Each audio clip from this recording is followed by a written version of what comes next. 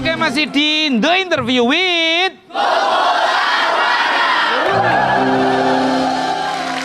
Tuh Kang Deddy nih. Ada apa Mas Tukul? Dikenal sebagai Pak Bupati yang sangat dekat dengan warganya. Ada cerita menarik apalagi nih di Purwakarta yang kayak Pak Uci atau mungkin yang lain. Monggo. Ya banyak lah di Purwakarta itu kan seluruh warga ngadu sama saya. Genteng copot dia bilang, mau ke rumah sakit minta dijemput ke rumah dia bilang. Ini yang paling kita bikin geli kadang-kadang pas mau melahirkan pengen disesar datang ke rumah, giliran bikinnya nggak pernah cerita.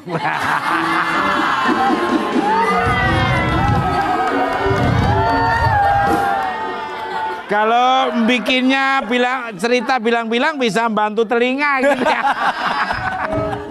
Bisa aja nih Pak Kang Deddy ini. Oh gitu ya, banyak yang kalau ya. Semua karena kan kita abad transparansi, ada teknologi informasi yang kita pakai. Semua fasilitas boleh deh. Luar biasa kirim sekali. Pesan ke saya dalam setiap saat. Luar biasa. Saya melayani. Luar biasa. Tepuk tangan sekali lagi.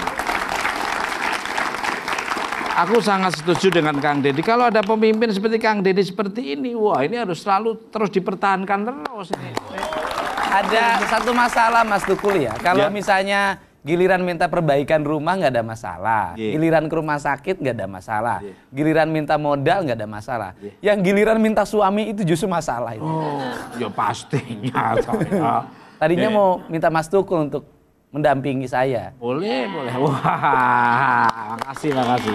Pasti. Dan benar apa yang dikatakan Kang Deddy, seorang pemimpin itu harus melayani. Kalau melayani itu sehat, kalau dilayani itu sakit. Kalau melayani itu lebih inisiatif, lebih kreatif. Tapi kalau dilayani itu tetap monoton. Jadi kamu mau tak suapin, kamu tak mandiin, berarti lu sakit ya kan. Makanya seorang pemimpin harus melayani warganya, masyarakat. Sehat. Setuju. Nah, maaf nih Kang Deddy, atribut Sunda melekat di Purwakarta dari pemerintahan sampai warga semua Sunda pisan pokoknya. Nah, seperti apa penerapan budaya Sundanya di sana? Ya, kita sekarang hari ini kan fokus generasi kita ini di sekolah ya. Pendidikan di Purwakarta diarahkan pada pendidikan aplikatif. Selama ini kan anak-anak belajar rumus. Pembelajaran di sekolah ujungnya hanya kenaikan kelas dalam bentuk ulangan. Ujian akhir semester. Saya lebih cenderung aplikatif. Sekarang ada pelajaran penting di Purwakarta. Setiap 2 minggu sekali anak dampingin orang tuanya. Sesuai dengan profesinya. Kalau yang petani, dia menjadi petani. Nelayan, dia jadi nelayan. Sopir angkot, dia jadi keneknya dampingin bagaimana mencuci mobil dan sejenisnya. Kemudian yang nggak boleh itu satu aja, bapaknya pencopet nggak boleh dampingin. Ini sorry nih, diomongin nih kerjaan lama kamu. Nah, itu kan yang lalu ya. Sekarang kan kamu sudah pakai map, pakai yayasan-yayasan ya. Dan di sekolah itu mereka dibebaskan untuk menggunakan pakaian yang sesuai dengan culture-nya. Sesuai culture itu kan sebenarnya sesuai dengan panas mataharinya, sesuai dengan karakter tanahnya, air dan udaranya, sehingga pakaian itu menjadi sesuatu yang nyaman di mana dia tinggal dan di mana dia berada. Bahkan lebih baik pakaian itu bahan bakunya ada pada alam lingkungan sekitar sehingga kita menjadi bangsa besar pada suatu saat. Luar biasa ya. Jadi mantep nih. Ini konsep-konsep yang sangat luar biasa, kearifan lokal, menyintai budaya dan malah tidak ada pemborosan. Dan disesuaikan dengan geografis yang ada di lingkungan tersebut. Luar biasa, setuju saya. Setuju. Dan penempatan orang sesuai raut muka. Loh. Maksudnya apa? Berarti kalau model saya, kalau wajah seperti ini cocoknya di mana disimpannya gitu loh. Kalau sama Mas Tukul saya nggak berani bilang harus tinggal di mana. Ya di daerah ini Alas Purwo sana. Disesuaikan dengan karakternya ya. Ya karakter kan setiap anak punya karakternya masing-masing. Misalnya kita ini kan kalau misalnya anaknya agak sedikit pemarah langsung dibilang nakal. Padahal kan mereka bisa disalurkan main film. Main film atau main teater khusus jadi orang yang kerjanya marah aja. Karakter ya. Karakter. Dia senang berkelahi langsung anak nakal. Padahal kan bisa disalurkan. Dia senangnya apa? Mereka suruh main karate, main silat. Betul. Selesai. Setuju. Setiap orang ada keanekaragaman karakter yang bermanfaat. Setuju. Jadi dia senangnya berantem itu ya. Langsung dia diarahkan jadi petinju, ditaruh di ring ya.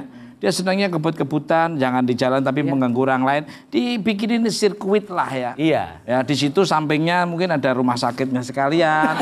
Terus di situ ada kuburannya sekalian. Terus dia dulu ada kayak outsourcing untuk yang membaca doanya sekalian. Dan di sampingnya ada pemakaman sekalian. Wah. Ya, contoh kan, ini kan kerjanya mijit, kan nggak ada pelajaran di sekolah mijit. Ternyata hidupnya dari sesuatu yang tidak ada pelajarannya di sekolah. Mas Tuku bisa menjadi orang yang ternama, digemari banyak orang, kan nggak ada pelajaran. Iya, UAS ya, Universitas Alam Semesta, dari memang disetting oleh Allah ya, ditakdirkan jadi sang penghibur. Ya. Dan honornya pun malah kadang-kadang melebihi ya. Lebih tinggi. Iya, betul. Kau bakal lo pinter. Belum tentu minterin orang. Iya. Itu Mas Tukul, honornya luar biasa. Nolnya aja pada jatuh di sono tadi. Betul. Dan lebih berkah ya. Iya. Betul. Luar biasa, setuju dengan Kang Deddy ini. Nah, untuk Pak Uci nih, kok diem aja nih ketemu Pak Deddy ya? Apa? Udah makan belum? Udah. Hah? Udah. Apa yang dimakan tadi itu? Nasi. Nasi. Nggak, tentu nasinya utuh, tapi bungkusnya yang nggak ada tadi. Biasanya berapa jam kalau mijet gitu? Ya saya mah ada yang 1 jam, ada yang 1 jam lebih. Nyatapina abdi mah nggak ditarget, Pak. Nggak ditarget. Nah, ini malah kebalik nih. Dia pernah mijit saya. Iya. Saya bilang mijitnya kurang keras, saya balik. Nih contoh mijit yang keras begini. Keenakan dia sampai tidur. Oh jadi jam-jaman gitu. Iya. Terus maaf nih, biasanya berapa ini?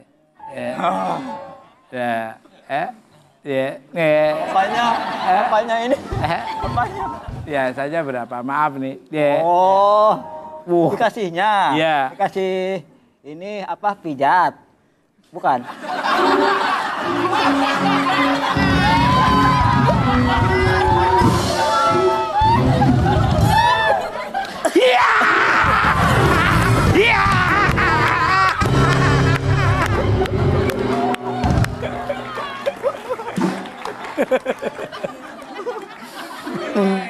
Panggilnya.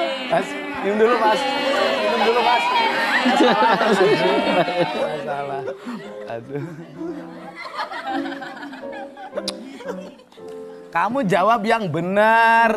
Jangan bikin pusing Mas Tukul. Ya, biasanya ngambil belut di sawah berapa?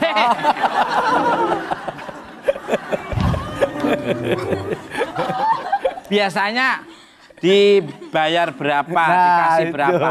Oh, ada yang 25, ada yang 30. 25 apa? 25 pound sterling.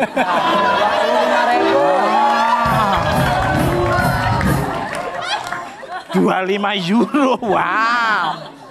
Bagus. 25.000. 12.000. Iya. Itu kecil. Tapi kan tulus, ikhlas, nggak ada harganya kan, nggak ada target harganya berapa-berapa nggak? Ya nggak ada. Nah terus kalau dikasih 25 terus dirimu gimana? Sedih, kecewa atau? Nggak ini apa? Nggak sedih, nggak kecewa. Cuma Saya jengkel aja dikit ya? Iya, saya mah masih ikhlas. Oh ikhlas? Ikhlas, Bagus. iya. Ikhlas saya mah. Bagus. Ini yang lucu Mas, barusan. Begitu lihat pemain band, matanya agak lama liatnya. Oh gitu. Iya. Kenapa? Kenapa agak lama liatnya? Kok kenapa lihatnya nggak mau lama? Terus tangannya kok gitu kenapa?